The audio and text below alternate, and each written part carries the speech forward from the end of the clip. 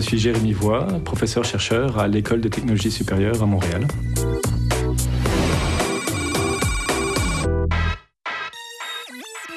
Mes recherches ont porté initialement sur la protection auditive, donc l'idée vraiment de protéger du bruit, et puis d'autres applications auditives qui vont permettre par exemple aux travailleurs d'être protégés tout en entendant les signaux utiles, donc par exemple la parole, les signaux d'alarme, on sait que ce sont des choses qu'on doit entendre, mais être protégé du bruit environnant.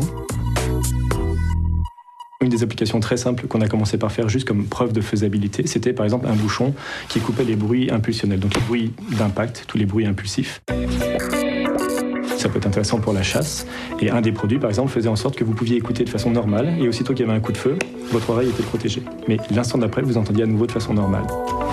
Une des fonctions, c'est qu'il vous permettait aussi d'entendre mieux qu'un humain normal, c'est-à-dire que lorsque vous étiez à l'affût, il y avait une amplification du bruit ambiant et vous aviez finalement une audition super normale, donc vous entendiez mieux qu'un humain standard.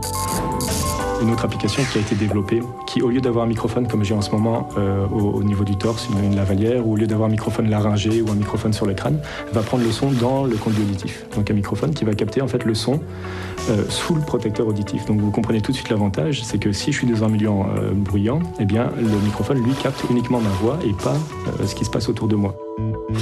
On peut très bien avoir un système de communication main libre, complètement discret, complètement invisible, pris à partir de l'oreille, qui me permet de communiquer virtuellement dans n'importe quel environnement sonore. Je peux être justement dans un concert de Céline Dion, je suis un agent de sécurité et je peux communiquer librement avec mes collègues sur mon walkie-talkie. On va pouvoir, grâce à ce système microphonique dont on parlait dans l'oreille, se parler naturellement d'oreillette à oreillette grâce à ce lien radio. Et ce lien radio va être suffisamment intelligent pour que quelqu'un qui est à 20 mètres et qui naturellement ne m'entendrait pas, parce que là je vous parle juste à vous et je ne parle pas assez fort pour qu'à 20 mètres on m'entende, mais là, de la même façon, le lien radio va faire en sorte que ma conversation ne soit pas transmise dans son oreillette.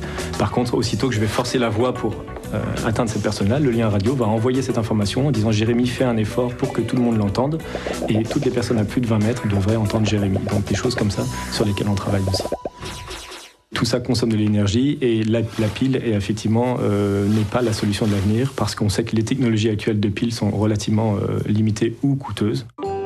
Et donc on regarde effectivement à pouvoir alimenter ce fameux bidule, cette oreille bionique, d'une autre façon, et notamment en prélevant l'énergie qui est présente au niveau du corps. Parce qu'on parle évidemment d'humain, un humain ça bouge, moi notamment, et vous avez vu que, enfin vous vous rappelez certainement de la montre de votre grand-père qui se remontait de cette façon-là. Eh bien on pourrait imaginer que de la même façon, le mouvement de la tête permette d'aller chercher effectivement une certaine énergie.